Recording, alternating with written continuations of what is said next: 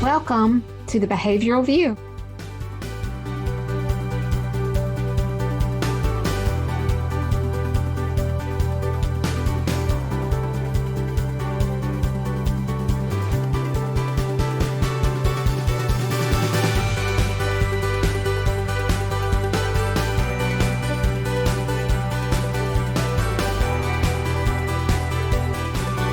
Hey everyone, would you like to get a CEU for this episode? Listen closely for the announcement of 3 secret words delivered throughout the episode. Take note of those words, and we'll tell you where to go to get your CEU when the show is over. Hi everyone, and welcome to the December episode of the Behavioral View, where we have with us today our regular panel. Nissa, would you like to introduce yourself? Hi everyone, my name is Nissa Van Etten and I'm the Manager of Assessment and Clinical Training here at CentralReach. I'm Dr. Carrie Millico. I'm the Director of Clinical Programming at CentralReach. And I am Shannon Hill. I'm the Editor-in-Chief at CentralReach Institute. We're really excited today to be joined by Nick Green. Nick is the founder and lead consultant for Behavior Fit. Nick, any other credentials you want to throw out there or tell us a little bit about Behavior Fit? Oh, sure. Yeah. So I'm a board certified behavior analyst myself. So I think I'm in with a like-minded company, if you will, and got my master's and PhD down in Florida. So that was a good time to learn how the science really applies to health and wellness behavior change. And so along my graduate career, I saw a need there to work with individuals on targeting health and fitness behaviors. So I started Behavior Fit, and so I'm excited to share a little bit more about that on today's podcast. And that is, exactly why we actually talked with Nick originally about doing this in May, but I pushed you all the way to December because of the great rush to New Year's resolutions that are so often health and fitness related. So I thought it'd be a great way to end this year helping people think along those terms of, if you have health and fitness resolutions, what are some ways that you use our science to help achieve some of that. So in light of all of that, I think there's a very obvious question of the day to kick things off. Do you guys even make New Year's resolutions? And, if you do, are you willing to tell us what yours will be this year or have been in the past? I can go first. I used to make New Year's resolutions many, many years ago, even as recent as last year. And I realized when I made them, I didn't follow through. One of them was, I'm going to once a week go for a 1-mile run. That was it. And then if I didn't make that resolution, I felt a lot of guilt and shame and, why did I add this to my plate? I just added more than I can actually accomplish. So I've realized that instead of making them for the full year, it was more of a day-to-day or, a week-by-week kind of accomplishment that I was looking at. So I really just try and stick it out through the year and not make a resolution for an entire year because I don't know what's going to come within that year. That might be a barrier. That's cool. Yeah. How about you, Carrie? Yeah. So I think since I was like 12, it's always been like, focusing on health and fitness. I've never been like a smaller person. It's always like been in my family to like focus on weight management. But I kind of like hate that. Having body image issues is not how I want to raise my family. Nor is it something that I speak of in front of my own children, especially my 2 daughters. And just a little side comment, we're recording this before December. So I'm trying to do a lot of these things before Christmas. My husband and I are like doing like this, like a tag team of like being active and eating right together pre-holidays, and kind of through the holidays allowing ourselves like specific days where we can like play and have fun and not follow that regimen. But like I want to more focus like my New Year's goals is like I'm a workaholic, so I want to be present and like focused on being just present with my children and not think about what I could do in my volunteer work or my paid work with my children. Usually when I'm playing with them, I'm thinking about different projects that I'm working on. And I don't like that. So I need to figure out ways in which I can just like play with Lego Mario and enjoy that time. And then also professionally goals around like just more about stepping into my power as a woman, as a professional, and as an advocate, and utilizing that for the general good. I want to tell you, I think it was so brave of you to just say what you just said, especially the part about being present with your kids. There's always that pressure that I know a lot of women feel to always be doing. And yeah, and there do come those times where you're looking at your kid who just wants you to, do an arts and crafts project, and you're thinking about behavioral principles while you do it instead of just enjoying that time. So I thank will you. check my email on my phone, and my daughter will, and we're watching Gilmore Girls, which is, Yeah. I really enjoy that show. It's fun for us, and it does remind me a lot of my relationship with my daughter. And she will steal my phone from me. We're just watching a show, but she wants me to be present with her in watching the show, like that we are sharing this viewing, and it's just watching TV. But she will take my phone from me and sit on it. And she's like, no, watch it with me. And I'm like, message Got received. it. Got Yeah. it. That's good for her. Yeah. Mhm. I've got the dog that jumps on the computer at 4 p.m. every day. It's fun to go for a walk. I got that cat. I got that cat. Yeah. Yeah. Nick, I'm going to let you go last. So I'll go ahead and throw mine out there. That, like you, Nissa, I used to do a lot of resolutioning, sometimes New Year's, sometimes new month, new week, whatever. And when I actually did start jogging in my 30s, I can't do it anymore because of so many physical issues. It was one a day I just woke up on a Wednesday, like I'm going jogging, and it sustained until I hurt myself for, a few years. And that was a real learning lesson. And of course, there's plenty of stuff written out there to tell you that if you're really going to do something, you're going to do it now. You're not going to plan to do it in the future.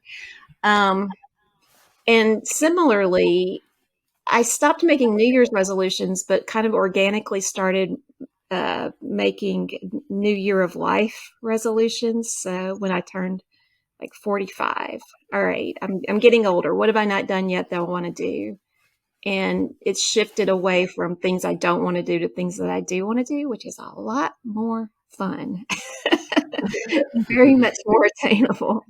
So that's what I do now. No New Year's resolutions.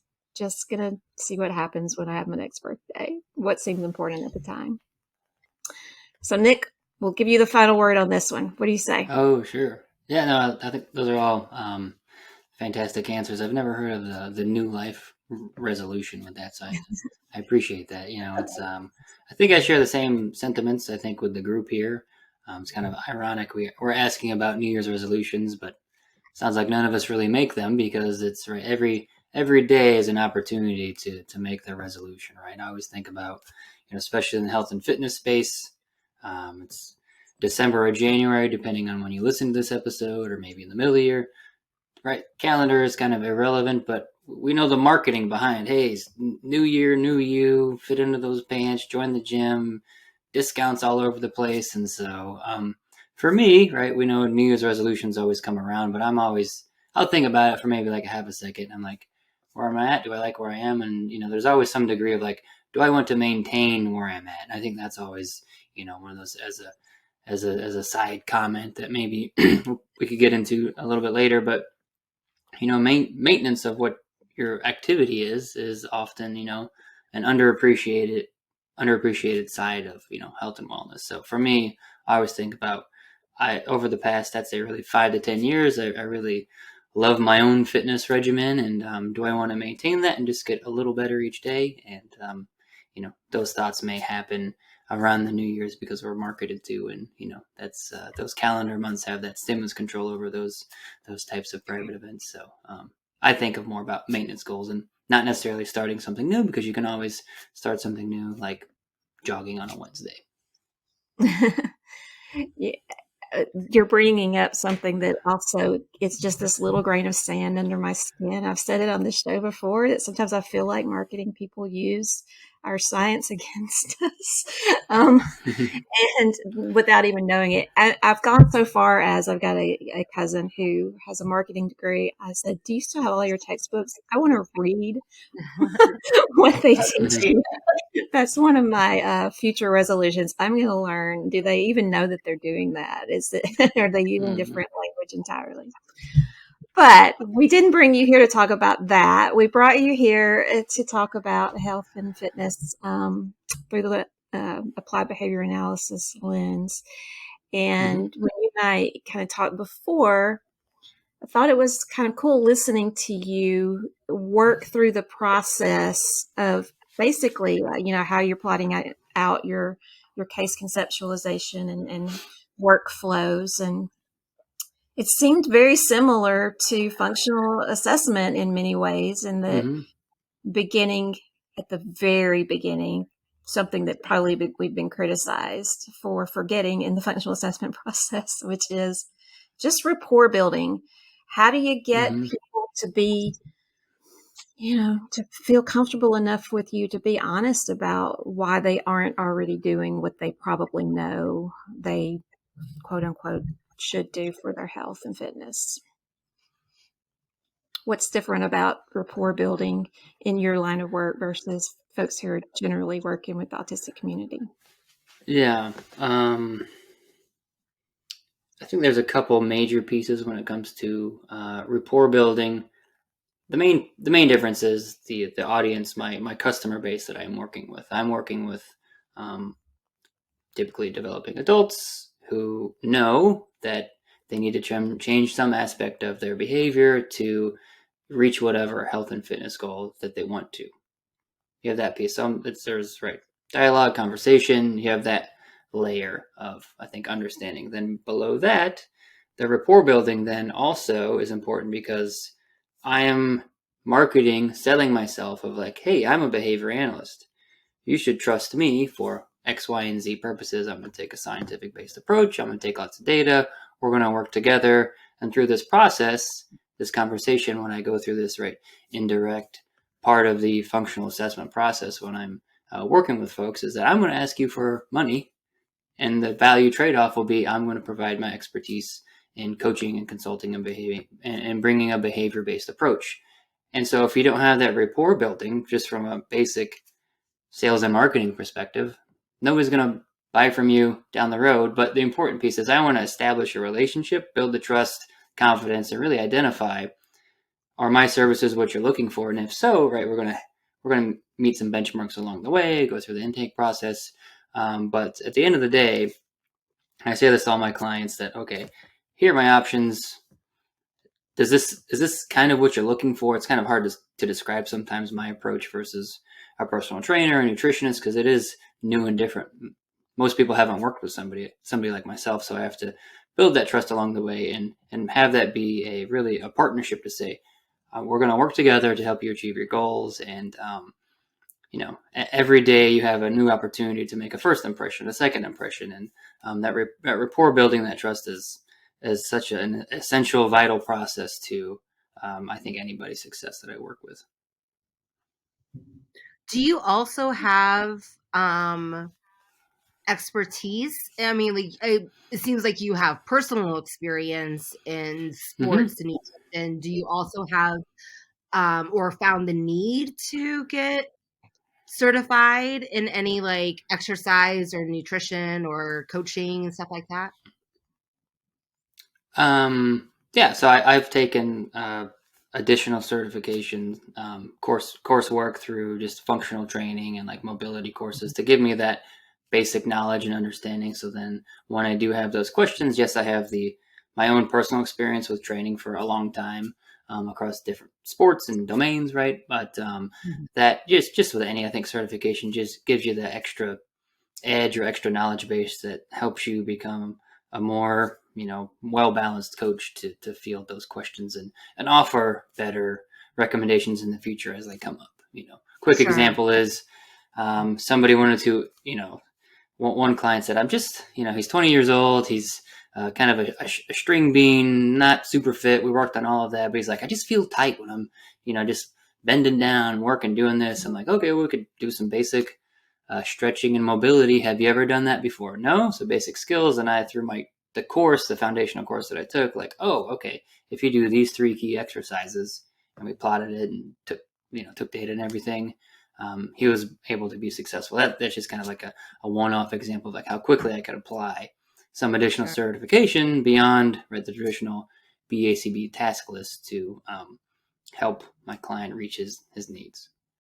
Secret word number 1, resolve. I love Carrie's question because I think, even being in someone who is in the health and fitness industry who kind of utilizes it day to day, and talking to other people who CrossFit or run or do other things, we can talk about, I'm a behavior analyst. I can apply my science to so many different populations. They still are kind of in this mentality of, well, are you certified to train me in this? Or, what extra training have you received so that you can help me in CrossFit? Just because you're a behavior analyst doesn't mean you can use those skills unless you have that expertise. So, and I've seen in the world that I work in, a lot of women feel really confident with another female who could coach them. But those women, especially as I'm working with them, they like me because we work out together. But when it becomes a, hey, will you coach me? They want all of the extra credentials to support why I might be able to coach them. And then, like you mentioned, Nick, then they're kind of in that, well, if your rate is this as a BCBA who's also going to help me, there's a nutritionist down the street who's running a group of other women. They might not have the behavior analytic background, but that rate is this price for group training. So I think I'm going to go try that first. So it's a really hard space to get into when they don't understand the application of our science. Yeah, there's an importance of being a subject matter expert. Like I did the same thing, not in health and wellness, but when teaching kids academics, like I had to, like, you can't just teach any kid reading. There is a knowledge base around like the spoken sequence of reading and or like the difference between consonant and vowel blend and digraph or something like that, right? Like there is subject matter expertise in what you do, but then when you add those behavior analytic principles on it, it takes what you're teaching to the next level. It differentiates your skill set from those subject matter experts who have that that you're competing with in the market space. Mm-hmm.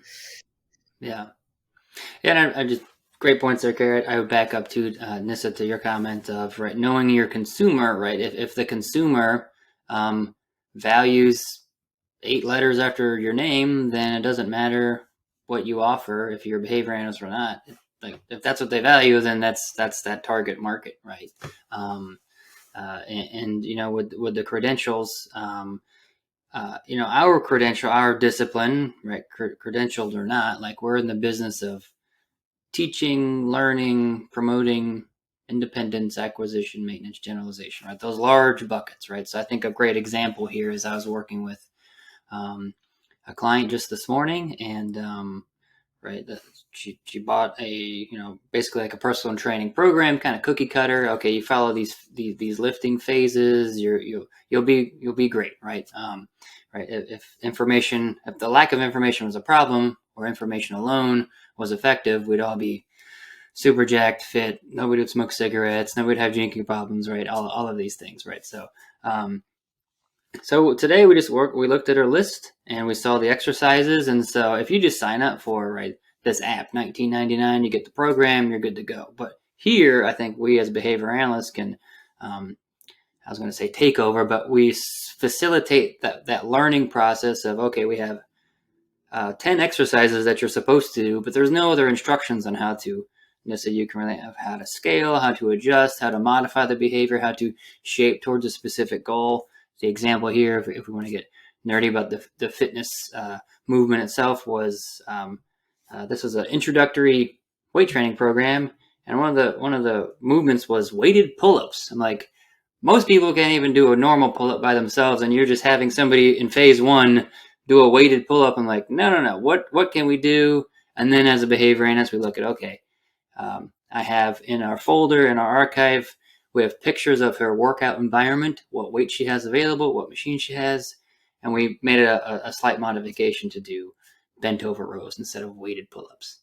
So that's where I think the magic of our science and applied approach, lends itself to that. Right, we have our subject matter expertise, but we can leverage what the other subject experts come up with, the program, the training, but then we can help people, reach that program and help them become more compliant with that, if that makes sense. Yeah, it does. And, as you talk, I think I try to pull in relationships to other things. And I do feel like I wanted, talking about the building the rapport is so important because of everything that you're discussing. You're going to be relying many times on people to tell you the truth about why I'm not doing this. Everyone goes, I was just so busy. Well, yeah, but you were when you signed up for this and you knew it. So, getting people to tell you something like, the plan that you gave me or the plan that we're following is aversive to me to admit that, because so many times we take that as like it means something bad about us as a person, and you need them to tell you these things. And I was getting to that relationship towards people who are doing parent training, learning how to gain that trust with typically developing adults is a different skill than getting getting in the floor and pairing with a child. So have you found, do you have any magic there, or is this what I assume is being there every day and showing up and being non-judgmental? Could you repeat the question there for me? Have you found any ways that you are kind of fast forwarding rapport building in any kind of way? Oh yeah. My first thought would just kind of thinking about the parallels to parent training is like, right. I think like anybody who goes into a room with a parent and a kid of like, okay, most of us have at least like master's degree, have been doing this for a long time. So like we know exactly what to do with the kid and how to prompt and fade and do all that. But our challenge is to help the parent, right, engage in the activity, right, provide the appropriate, right, prompt or reinforcer, right. Same thing when I'm working with clients, right. I know exactly how to read a workout. I know which movement. I know where to go, but I have to work with that individual to figure out, okay, do I want to do this? How do I make decisions to engage in the workout? What are the barriers there? So as far as like rushing that process, it's almost like I have my foot on the gas. I can go slow. I can go super fast because it depends on the learner, right? Some parents can pick up things super fast. So like, great, I'm doing my homework, jump to the next thing. Some athletes are the same way. They pick it up right away, but you also have to sense like, oh, there are some barriers to this parent's, acquisition of what I'm trying to teach them. Same with an athlete. It may take them longer than the average, person. So I want to always maintain a high level of rapport because I don't want to set that client up for failure, because it's like I'm always going to set them up for, okay, here are the targets. We're going to keep reaching them. We're going to adjust. But as soon as we start crash landing and they're not reaching their goals anymore, that'll be a tough rapport situation to navigate, if that kind of makes sense. There's this whole adage about, looking for another parallel I'm going to is staff training. So, is it a skill deficit or is it a motivation problem? And I think a lot of times I default to telling myself that it's a motivation problem on my part.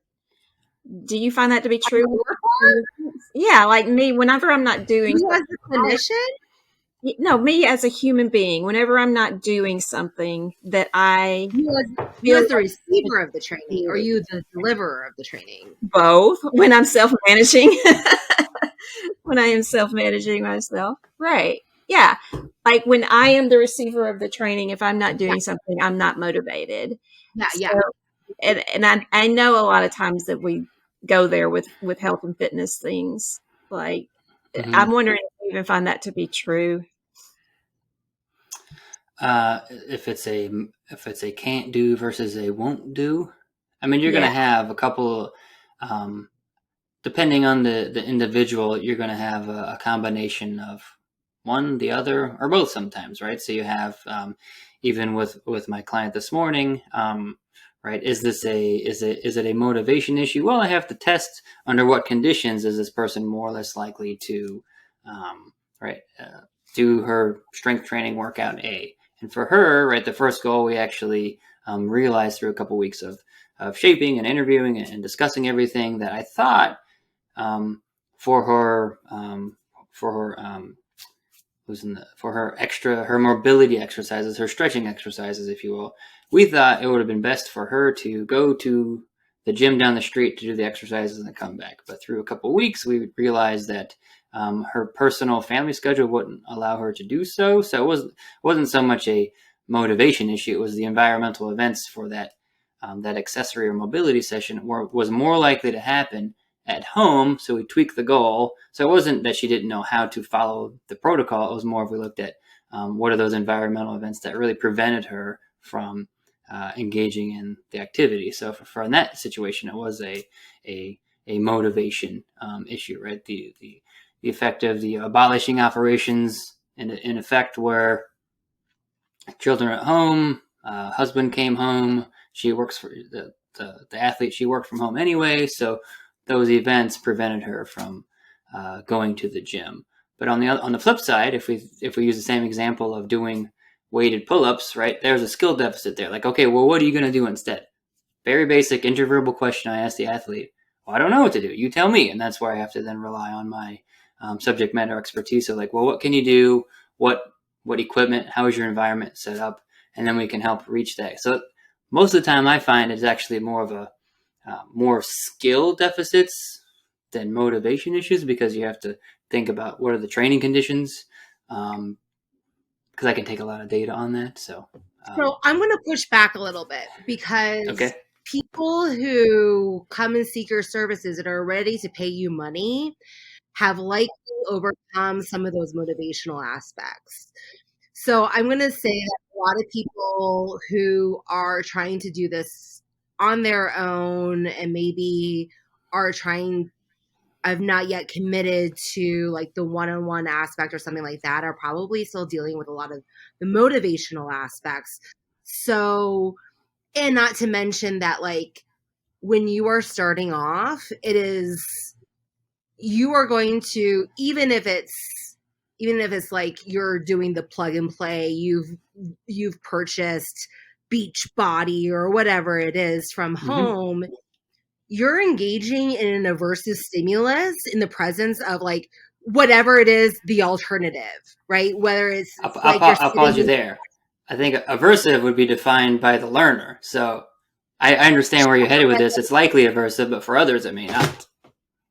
Yeah. Sure, but like Yeah. it's a new skill in their repertoire that is not currently existing, right?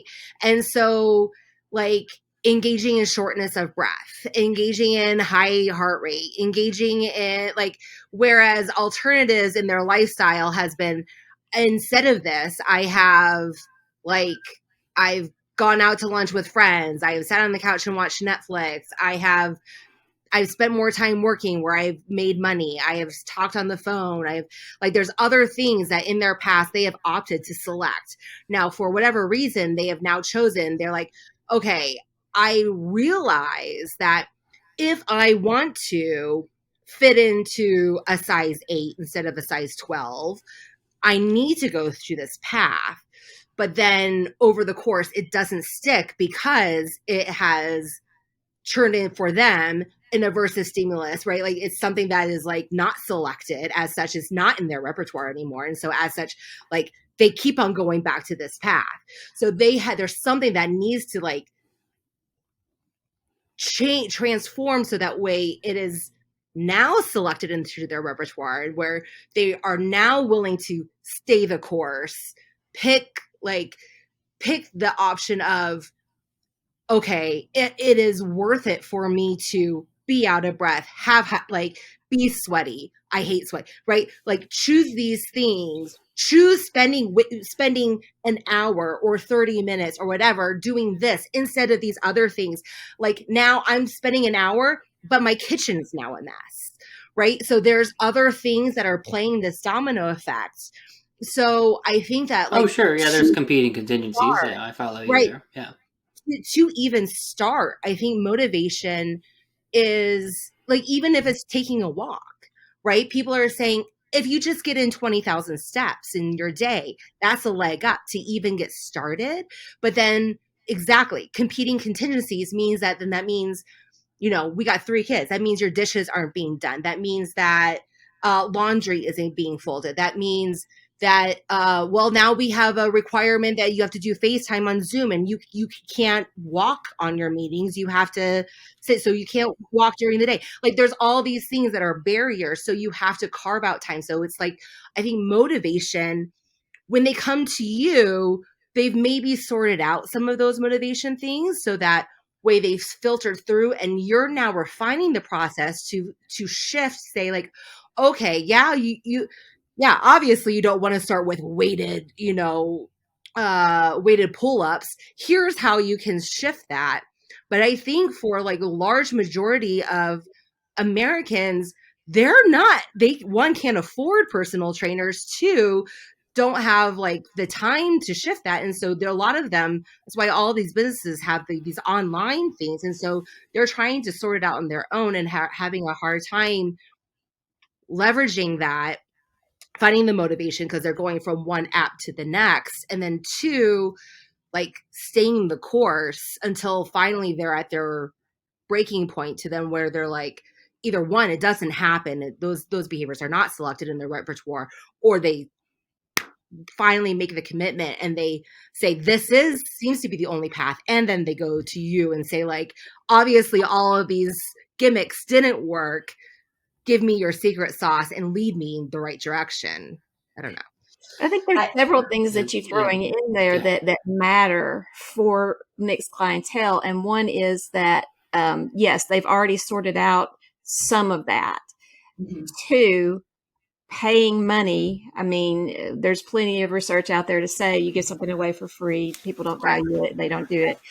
But three, back to my rapport building, whenever you have to admit to Nick, your coach, that the reason you didn't do your, lap around the park is that, honestly, even though you had the conversation with your husband on the front end, he's giving you negative signals about the dishes being in the sink, and you're making that choice. And you've got to be really, that's where a person like Nick can really invest in this person through rapport building, to say, there's always more than one way, and help them work their way through, because we're not always good at seeing that there's another way. Yeah. Yeah, for sure. I feel like I talked to jump on the competing contingencies component. One, there are always going to be competing contingencies to select, would I rather go to the gym or go for a run, or hang out with a friend, have a glass of wine. And I think what happens for people who choose the health and fitness choice over maybe the other choice, or maybe it's a reinforcer after, but it's that access to reinforcement as a result of engaging in that behavior. If it's 15-minute walk, and then I get to go and see my friend, or I'll do the dishes after 20 minutes of X, Y, or Z. I think, it's that self-management component, bringing in, did I access that reinforcer? Was it reinforcing enough? And now, okay, it was reinforcing enough that I'm going to manage my behavior tomorrow, and I'll engage in that same behavior again to access that reinforcer. So we've got that self-management component where a lot of us, we've got jobs and kids and so many activities that are going to compete with selecting that 15 minutes up to however much time someone does spend on self-care or working out. And then those other individuals who get to that breaking point you're talking about, Carrie, where an expert does need to come in and say, I'm going to help you find the time. I'm going to help you access that reinforcer a little bit more rapidly, where you may shift your entire lifestyle to access it more frequently. I Or think maybe that's where Nick would come they're the in. manager of those reinforcers, right? He's like, okay, so I'm going to be the keeper of those things, and now it's going to be like, because some people they may need it at that point, right? Like, Yes. And I think it leads to, I know we've got, a lot of topics to cover, but it's also, what is that reinforcement? For me personally, I love the gym. It's a part of my life, but it's seeing my friends at the gym. Truly, I go to work out to see a group of 7 people I never see otherwise. And I don't care what experience we're going through and how sweaty and disgusting we're getting, as long as I get to spend that hour with them. But for others, it could be I get to see Nick for 1 hour and he's going to walk me through it and I don't have to think about what I'm doing. And for others, it's, I really like to get that heart rate up and the all those good feelings that come out after I've burnt those calories. So I think we have to help identify what that reinforcer is for the athlete. Yeah, I think that was the one comment. I'm glad that you brought that up, Nessa. So, Gary, thanks for that discussion. There's a lot to unpack. We only got an hour, but I think I can keep it towards like my job. So again, I work over telehealth with adults that pay me money. Very important contingencies to consider. Right, we know the literature on right. If you bet on yourself, so to speak, you're probably more likely to show up to the meeting and so forth. So my job as best as I can through the half-hour time that I meet with somebody through a week, and then by way of setting goals and identifying new ways for them to experience some type of new health and fitness behavior change, that my job is to get them in contact with as much reinforcement as possible. So that is rapport building conversationally, right? Identifying the goals, providing right some aspect of social praise, right? I'm not a robot. We're talking in person, so I imagine I provide some type of social reinforcement. So these are going to be very contrived reinforcers. Yes, very nice job. You set the goal. Self-management is a part of my process. Everybody has to collect their own data. So I'm reinforcing as much as possible as early on the process so we get those behaviors locked in. So they're constantly getting reinforced, and then trying to bridge the gap to, okay, now that you've went out there and you walked around the neighborhood, what did that look like? How did it make you feel? Those types of other kind of, right, I'm giving delayed feedback and likely reinforcers there. So then everything with me, right, is contrived, that the goal then is to get that individual in contact with some type of natural reinforcer, natural contingency. So then the behavior can be locked in over there so they don't need me anymore.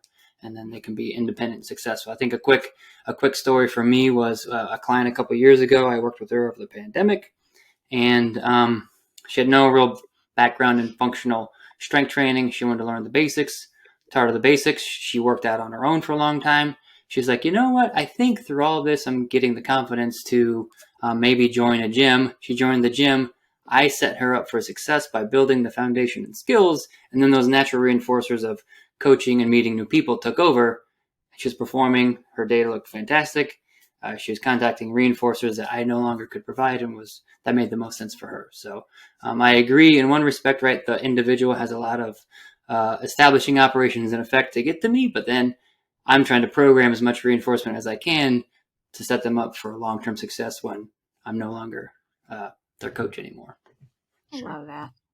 Do you find, because we know that people are reinforced, like for precision teaching, we know that kids like seeing their dots go up, that it's reinforcing. Do you find that people like looking at their charts? Some people do. Some people are vocal about it. I love this. This is great. This makes sense. Other people could care less, but it's still part of my process and an important aspect of the behavior change process that I think is valuable.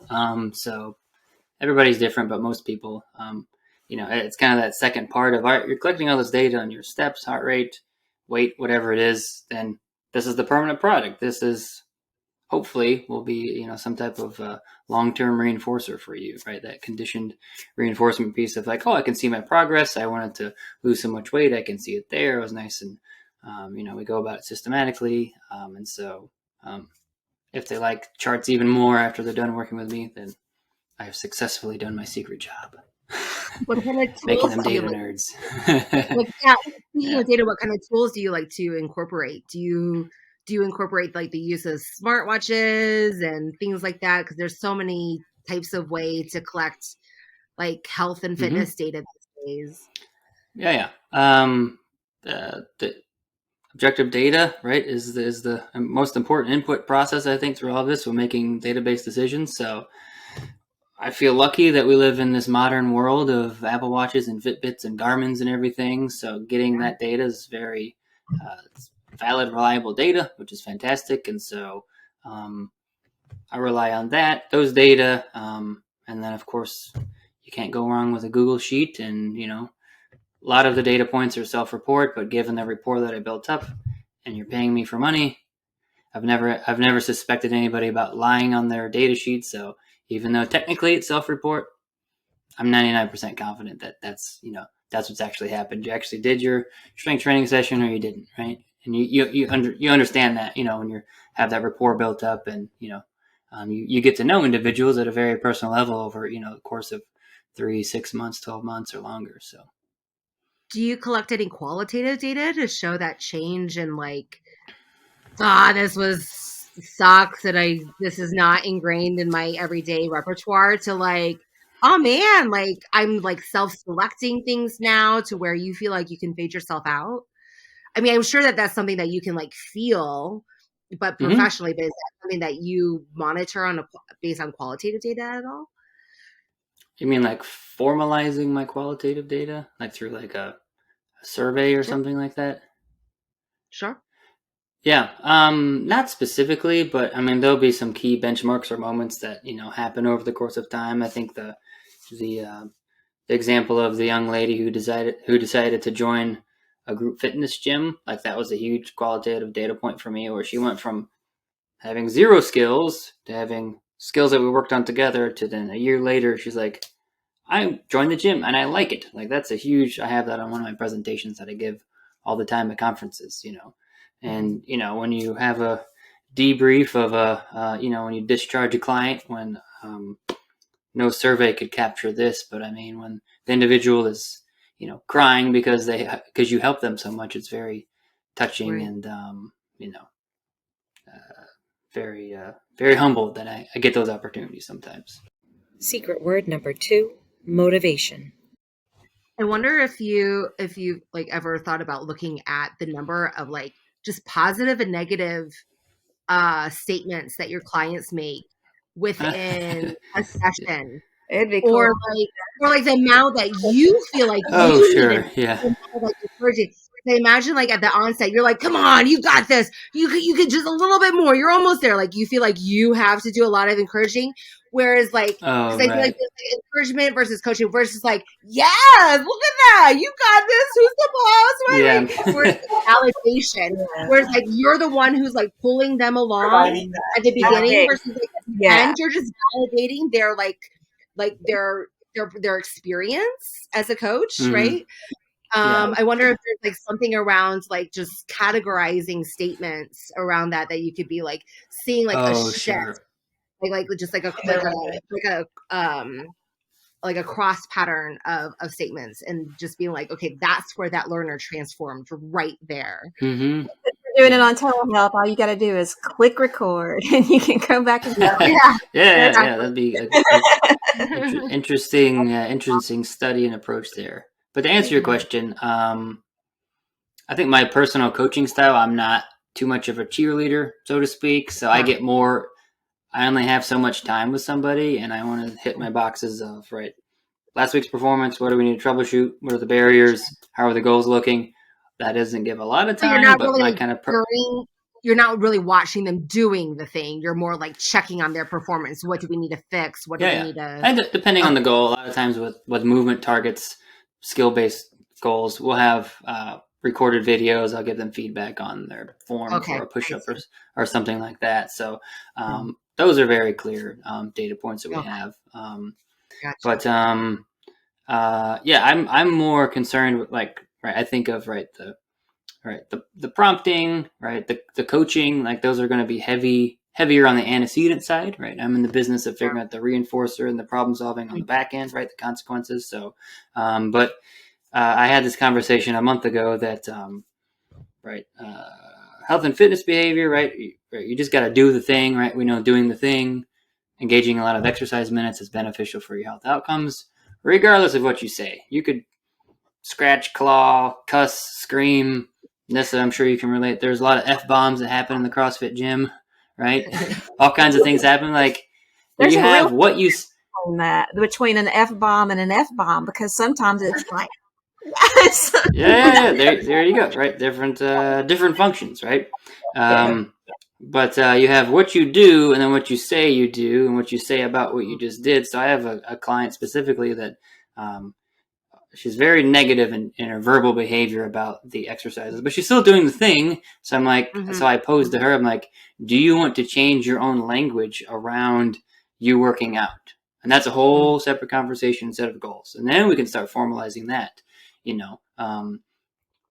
I'm not a cognitive behavioral therapist by any means. I don't have training in that specific area, but as a behavior analyst, I'm taking mental notes of that. Like, oh, wow, she has a lot of negative vocal, verbal behavior about the experience. I need to monitor that. Shannon, from a rapport perspective, is her performance dropping off because of, as it correlates to negative statements? The whole time her performance has always increased, and we still get a lot of negative verbal behavior about it. So it's just, I always bounce that back to the client. I've noticed that you've been very negative about it, right? Is this something you want to change? We can start changing it, offer replacement behaviors. Oh, I did the workout yesterday, and it was, less fun than the other one, right? Rather than just saying, this sucks, sad face, or something like that. So. Well, we I had planned this out as a nice linear discussion, and we're all over the place, which is fine. It is often that way, but I do want to go back to the middle part and ask you, do you have any sort of formalized skills assessment that you do across the board, or are people coming to you ready to go on the goals? Yeah, I think in general, like most people want to get active, stay active, and then have some type of other type of meaningful outcome, whether it's increasing exercise minutes, losing weight, feeling better about themselves. And so there's no specific kind of skills assessment that falls under. I rely on general health and fitness recommendations as published by the CDC, American Heart Association, Center for Disease Control. They all cover the same research. So my skills and health and fitness assessments cover those bases. And beyond that, if somebody wants to learn a specific skill or move, some guy wants to learn back squat, deadlift, all of those pieces, then we go into a more formalized task analysis approach to that skill assessment. But I cover this in one of my assessment courses that I have, is that, there's an Army fitness test. There's a, college entry, whatever, test that you can do all these different tests. And so it's just really a matter of who the consumer is, who the athlete is, what are their goals, and you try to match, the appropriate assessment. But by and large, most of my, clients are working adults, and, they have the same general fitness goals and needs. We start there, and then as the relationship builds, then we start adding in different assessments as we need to. What do you do if there's some sort of, and this is the last time I'm going to ask a question because I feel like I'm monopolizing, but what do you do if there's some sort of mechanical issue? Like I told you, I had to quit because I hurt myself. Do you watch video, or do you refer them to someone else? What do you do? Yeah, so not being a medical doctor, I'm going to refer that individual to their primary care physician. I've had, clients that I've started with, and they come into the relationship with a lower back injury, knee problems. Sometimes things pop up along the way, and I've had clients go see their physical therapist on their own, and then they tell me, which is great. I'll say, okay, what was that feedback? What was the process? What are the recommendations? Then we'll side with the medical professional's recommendations. Easy example is client tweaked his knee, tweaked his back a little bit, it's a complicated process, the chain between your knee, hip, toe, all of that, right? Nissa knows. So I said, well, what did the PT say? He said, okay, let's just back off the weights for a couple weeks. So we did that, checked in qualitatively. How you feeling? Feel good? Okay, now let's start fading the weights back in systematically. And that's what we did. Okay. I think I want to go back to Carrie's point about the cheerleading, the positive statements. I'm coaching tonight, so I'm going to use that. I'm going to bring my clicker because we've got some But it's interesting because some groups, there'll be 2 people that come to the gym for the class, and sometimes we've got up to 20. And, 20 adults in one room is almost more difficult than 20 children in one room, especially when you've got weight. Like Nick's saying, oftentimes when they walk into the gym, when class is about to start, I have to assess who's participating, what are their skill levels. We might have someone brand new who's never done the movement we're doing, and then I've got to put the more experienced athletes on one side, bring in a group of all the newbies on the other side, and break down kind of the skill in a task analysis format, saying, you know what, you're not going to snatch today. That's too technical, and there's too many of us. Especially with CrossFit, because those are some legit skills. Yeah. So there's a lot of assessment. Exactly. And it's, if you're brand new, I really don't want you doing that. I'm going to have you do this instead because it's very dangerous and I don't have the time with 20 other people to focus. But there are also some individuals, and I'm a very big cheerleader as a coach. I'm yelling, I'm in their face, I'm screaming. There are some athletes who are very clearly, they're rolling their eyes. They don't love it. I can tell. So I back away from them. And then the ones who love it, they respond by looking at me or they're smiling more. And I give them more of that delivery. What about, have you ever, so it's just, again, the scientist in me. What about just condition reinforcer? Have you ever just done the click itself? So that's way it's completely neutral. And so that way, like, for the people who don't, they're like, shut up. Because, like, my daughter and I will do, like, workout videos, and she's just like, oh, my God, this guy's so annoying. Or, like, you have different people, and it's like, some people love this instruction, and some people it's like, God, will they just shut up? So much, exactly. Click.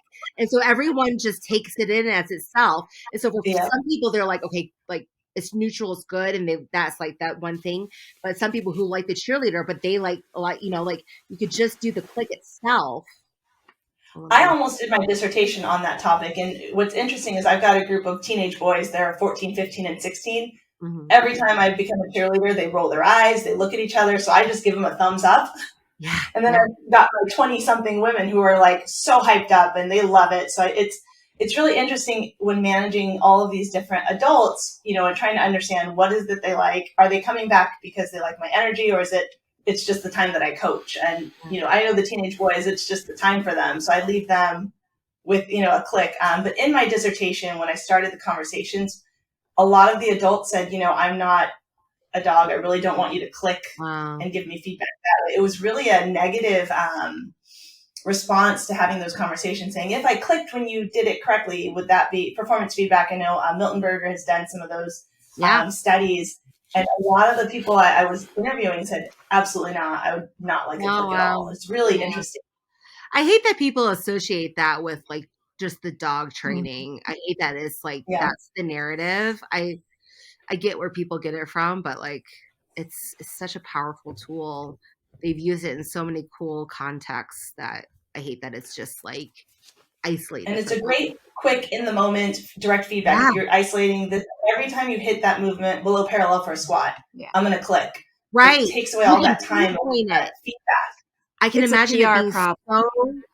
It is. I can imagine it being so successful in CrossFit specifically, because you could be like, that's where I want you to stop. And that's like where you will be safe. And if you go too far, then that's going to produce injury right there. Right. Yeah. Mm-hmm. Yeah, I think there's kind of 2 points there. I think, Nissa, you brought up great examples of the coaching and the prompting, right? There's going to be functional differences for people, for the rah-rahs and cheers and the thumbs up, right? You selected that for the teenage boys. That just to compare back to my example. So you're actually prompting behavior in the moment or providing some consequences immediately when that fitness behavior is happening. So for me, when I'm in a session, nobody's working out while we're talking. So there's going to be a little bit of difference there. Which I think is interesting. And the second piece too is like if we're talking about providing consequences to whatever fitness performance, right? If we're talking about squatting below parallel, right? Having your knees and your legs, right? Your thighs right at 90 degrees. The clicker, right? Well researched, well documented. That's just one stimulus, one topography of a consequence. There's other ways to provide feedback too. So I think it's important just to highlight that, looking at the functional effectiveness of whatever that stimulus is, right? So oftentimes people will have a bench or a box that their buttocks will touch, and then they'll know right away that's as far as they need to go, and then they come back up. So, but I think the point here is, leveraging people's preferences for stimuli are very important too, right? I don't want things to be loud in my face, but I will respond to a prompt from a box or maybe a tap on the shoulder or something like that. Well, we're running low on time, and Nick, I know you really wanted to make sure that we hit on the measurement enough. Were there things about measurement that you wanted to say that we didn't get to? Oh, yeah.